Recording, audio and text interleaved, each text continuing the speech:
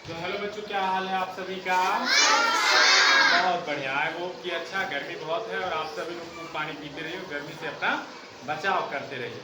आज जो मैं पढ़ाने वाला हूँ वो कक्षा 5 की प्रकृति है, जिसमें हम लोग आज का जो पाठ पढ़ने वाले हैं बच्चों, उस पाठ का नाम है वन्य जीवों का संरक्षण। क्या नाम है उस पाठ का? वन्य जीवों का संरक्षण। बच्चों, अपने आसपास आपने बहुत सारे जीव जंतु और प्राणियों को देखा होगा, है ना? जैसे गाय, भैंस, बकरी। कुछ ऐसे भी हैं जिनको आप नहीं देख सकते हो, कुछ ऐसे हैं जो पालतू हैं और कुछ ऐसे हैं जो जंगलों में रहते हैं, जंगली हैं। ठीक, साथ ही बहुत सारे पेड़ पौधों को भी देखा होगा आपने। कुछ ऐसे हैं जो आपके घरों के आसपास उगते हैं, आप बैठाते हैं, खेतों में लगाते हैं। कुछ ऐसे हैं जो जंगलों में देखने को मिलते हैं। पर हुआ क्या बच्चों, ऐसा क्या हुआ कि हमें इनके संरक्षण की आवश्यकता पड़ी? संरक्षण माने बचाव करना, उनकी सुरक्षा करना, कंजर्वेशन करना। आखिर ऐसा क्या हुआ कि जो हमें इन जीवों के संरक्षण या इन पेड़ पौधों के संरक्षण की आवश्यकता पड़ी? बच्चों, मानव जो है उसकी आवश्यकताएं अनंत हैं और साधन पृथ्वी पर सीमित हैं। उसने अपनी अनंत आवश्यकताओं को पूरा करने के लिए अप्रत्याशित ढंग से न केवल पेड़ों इत्यादि को काटना शुरू किया, बल्कि जंगलों को खत्म करना शुरू कर दिया। और जब जंगल खत्म होने लगे बच्चों, तो उन जंगल में रहने वाले जो जीव जंतु थे उनका अधिवास खत्म होने लगा, उनका निवास खत्म होने लगा।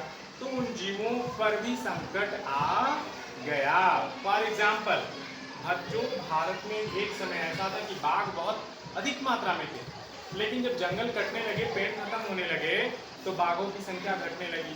ठीक इसी प्रकार से अगर आप चले जाइए गुजरात में, तो गुजरात में आप जाने के बाद क्या देखते हैं? ये है गुजरात आपका, ये देखिए,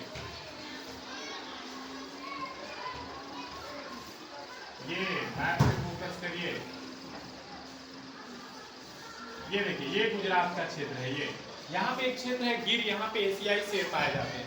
इनका अधिवास खत्म होने लगा, एशियाई शेर खत्म होने लगे, धीरे धीरे भारत में हाथियों की संख्या इत्यादि खत्म होने लगी।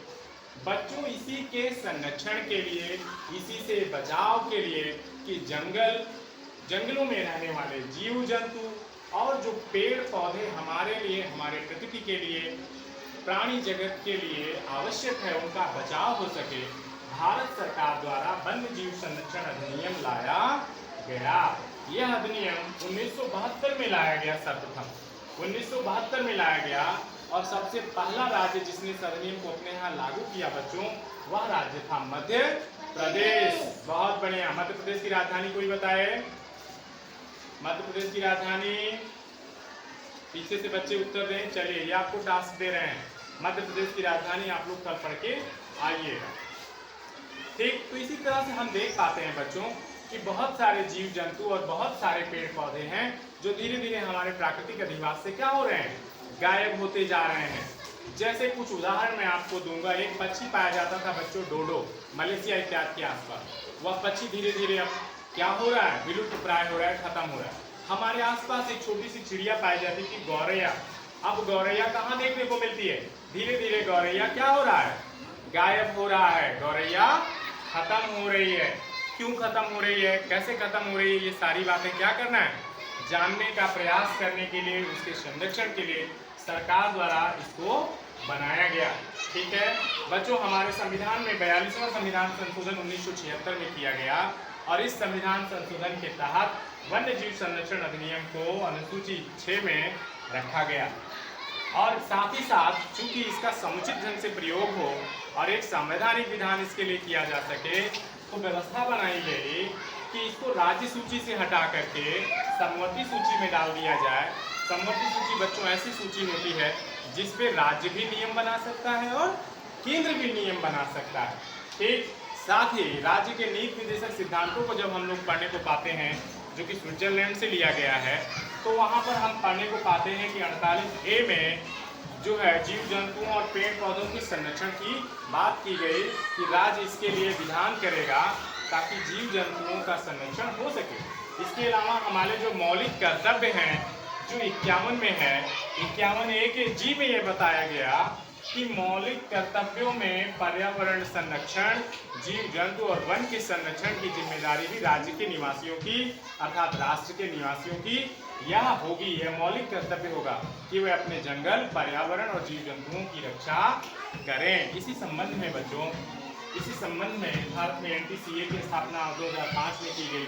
बाघों के संरक्षण के लिए इसी विधान के तहत 1973 में बाघ संरक्षण की बात की गई और बहुत सारे बाघ अभ्यारण्य बनाए गए। हमारे उत्तर प्रदेश में भी एक बाघ अभ्यारण्य है जो कि है आपके दुधवा नेशनल पार्क के नाम से जाना जाता है। ढेर सारे राष्ट्रीय पार्क बनाए गए, ढेर सारे बाघ अभ्यारण्य बनाए गए, ढेर सारे पक्षी अभ्यारण्य बनाए गए ताकि पक्षियों का, बाघों का और अन्य जंगली जीवों का संरक्षण हो सके। इसके अलावा national board of wild life बनाया गया चीता के संरक्षण के लिए। 2022 में चीता के संरक्षण के लिए सबसे अधिक चीता इस समय मध्य प्रदेश के कुल्लू में है, ध्यान रखिएगा। इसके अलावा सबसे अधिक बाघ इस समय मध्य प्रदेश में है। बाघ के नाते मध्य प्रदेश को टाइगर स्टेट के नाम से भी जाना जाता है। बच्चों, इसके अलावा जो जीव पर्यावरण में अपने प्राकृतिक अधिवास में 50 वर्ष या उससे अधिक समय से गायब हैं, उनको नहीं देखा गया है, जो अत्यधिक दुर्लभ, विलुप्त प्राय संकटग्रस्त श्रेणी में आते हैं, उनको रेड डाटा बुक की श्रेणी में रखा जाता है, जिसको IUCN जारी करता है, international union for conservation of nature. एक प्रकृति के संरक्षण के लिए एक इंटरनेशनल संस्था बनाई 1964 में, जो पक्षियों और अन्य जानवरों को संरक्षित करने के लिए बनाया गया है, जो रेड डाटा सूची को जारी करता है। ऐसे बहुत सारे जीव जंतु बच्चों हमारे आसपास पाए जाते थे पहले, जो कि आजकल अपने प्राकृतिक अधिवास में नहीं है। जैसे बताया जाता है कि डायनासोर पहले पाया जाता था, लेकिन आजकल डायनासोर देखने को नहीं मिलते हैं। अरबों साल पहले डायनासोर खत्म। पहले सड़े गले मांस को खाने के लिए गिद्ध हुआ करते थे, लेकिन आजकल गिद्ध भी नहीं देखने को मिलते हैं। समझ में आ रहा है बच्चों? तो गिद्ध भी अपने प्राकृतिक आवास से धीरे धीरे खत्म होने लगे। तो बहुत सारे रीजन है। जैसे गिद्धों के खत्म होने का मेन कारण बच्चों ये था कि हम अपने जो है चौपायों को डाइक्लोफेनिक नामक एक दवाई देते थे, और वह दवा खाने के बाद जब वो जानवर कभी मर जाता था, उसको गिद्ध खाते थे, तो गिद्ध का जो हृदय था वो चोक कर जाता था, उनको कार्डियक अरेस्ट आ जाता था और गिद्ध मर जाते थे। बाद में सरकार द्वारा इसको क्या किया गया? बाद में सरकार द्वारा डाइक्लोफेनिक दवा को प्रतिबंधित कर दिया गया। बहुत सारी चीजें बच्चों, जैसे गौरैया को बचाने के लिए सरकार द्वारा 20 मार्च को